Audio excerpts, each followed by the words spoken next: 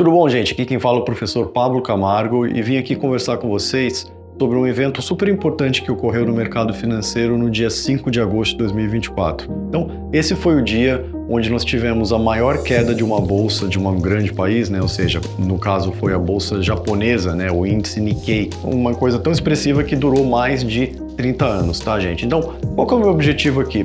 É explicar um pouco por que isso ocorreu e, mais importante que isso, como isso te afeta, quais são as lições que você pode tirar para isso, para gerenciar melhor sua carteira de investimentos e ter um futuro mais tranquilo financeiramente falando. A gente está num momento muito perigoso geopoliticamente falando. A gente tem várias tensões ocorrendo em diversos lugares do mundo. A gente ainda tem tensão entre Rússia e Ucrânia, a gente continua com problemas sérios, né, na faixa de Gaza, entre Palestina e Israel. Então isso faz com que, de tempos em tempos, quando algo errado que não tem nada a ver com isso começa a aflorar, isso volta a ser também um evento, né? Volta a ser mais um motivo para as pessoas terem medo, né? Seguirem a tendência que a gente chama no mercado financeiro de aversão a risco, que é diminuir todas as posições que são mais arriscadas e ir para investimentos que são mais seguros. Então, o que acontece? No final do mês de julho, o Japão subiu juros, tá? E isso é algo relativamente novo para o mercado financeiro dos últimos 10 anos, mais ou menos. Porque o que acontece? A economia do Japão,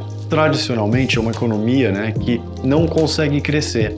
E não consegue crescer porque as taxas de poupança lá, as pessoas investem muito ao invés de consumir muito, são muito altas. Então é muito difícil para o governo desestimular isso. Por isso que há muito tempo a taxa de juros japonesa é muito próxima de zero e durante um bom tempo, perto da pandemia, né, durante a pandemia, foi negativa. É muito difícil para um banco central, né, para uma economia, conseguir estimular as pessoas a comprar, sendo que o nível de juros já é muito baixo. Então o que acontece? Quando você tem um aumento do nível de juros do Japão, um evento muito comum no mercado financeiro que a gente chama de carry trade. O que é o carry trade? A pessoa pega dinheiro emprestado numa moeda e investe em outros ativos de risco, em outras moedas em outros países. Como o nível de juros do Japão é muito baixo, é barato para as pessoas pegarem dinheiro emprestado com um nível de juros tão baixo. Tem um porém de tudo isso, que é a valorização ou desvalorização cambial, ou seja, quando você faz um empréstimo numa moeda, você não quer, assim,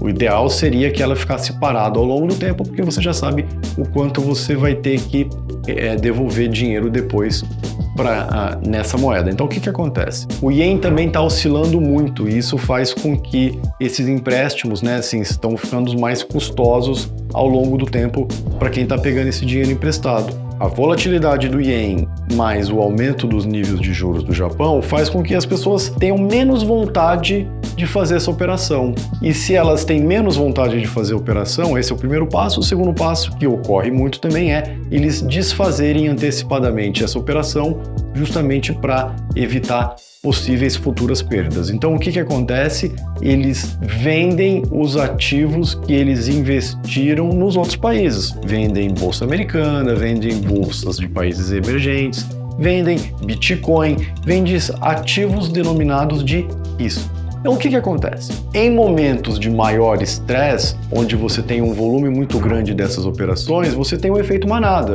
E aí vem um pouco da minha experiência que eu posso passar para vocês. Eu fui gestor de fundos de investimento durante 10 anos e eu vi isso acontecendo várias vezes. Em alguns momentos não foi uma magnitude tão grande quanto nós tivemos no dia 5 de agosto. Mas o conceito, né, a história não se repete, mas ela rima, né? Você tem um grande ditado em mercado financeiro. E isso é uma verdade. Isso sempre acontece de você ter movimentos onde depois de um grande sell-off, ou seja, né, de uma grande venda de ativos de risco, o mercado calma, respira e isso volta à situação natural que é, poxa, beleza, deixa os investidores vão olhar os fundamentos econômicos. Se esses fundamentos econômicos não estiverem bons, perfeito, você vai ter por um tempo maior um nível mais baixo de preços.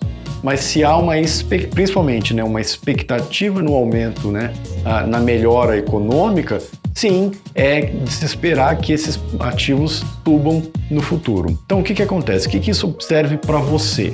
Quando você está fazendo um investimento, tá, a gente sempre pensa no mais fácil, né, no mais gostoso, que é o retorno.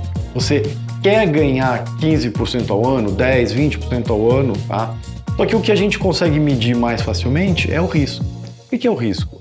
É você olhar para trás e ver o quanto aquele ativo que você está investindo oscila em média ao longo do ano. Então, isso é um dado que você facilmente consegue ter. Isso que deve ser o seu norte. Falar, poxa, beleza, eu estou comprando um ativo financeiro que pode oscilar 10%. Ou seja, eu posso perder 10% ao longo de um ano. E isso não tem problema. O combinado não é caro. O problema é o seguinte, é você fazer um investimento que você precisa retirar o seu dinheiro daqui a um mês, daqui a 2 meses, 3 meses, e tem uma queda grande nesse caminho. Quando você tem esse descasamento, aí que você tem um problema. Se você vai ficar com o seu dinheiro nos próximos 10 anos, passar por turbulências como essa é natural. E o conselho que eu posso dar para vocês é: invistam nos momentos de estresse. Se você tiver dinheiro sobrando, se tiver liquidez, como a gente fala, invista mais naquela classe de ativos se você confiar nela. Porque quando a gente vai para o longo prazo, isso se torna uma excelente oportunidade de investimento. Então, assim, um conselho que eu gosto de dar: 80-20, né, o famoso Pareto. 80% é o que a gente chama, né, de alocação estratégica de ativos, você mantém uma carteira diversificada em várias classes de ativo, e com 20% você vai brincando, ou seja, poxa, num momento de queda como esse, você pode investir mais num ativo de risco. Quando os ativos sobem muito, você pode diminuir um pouco, você diminui esses 20%, coloca mais em caixa, enfim. Um grande ponto importante quando a gente fala de investimento é ter um processo. As pessoas que têm um processo e olham para o longo prazo, elas basicamente passam ilesas a eventos ruins como o que a gente teve no dia 5 de agosto. Bom, eu queria deixar um recado para você. Deixa aqui nos comentários se você já teve alguma experiência dolorosa como essa, assim. Vamos conversar, vamos compartilhar isso, que isso pode ajudar as outras pessoas. Se vocês gostaram desse conteúdo, passa para um amigo, curta, compartilhe, tá? Comenta aqui que a gente pode fazer mais vídeo, que a gente vai fazer mais vídeos como esses para vocês. Então, muito obrigado pelo tempo de vocês, um grande abraço.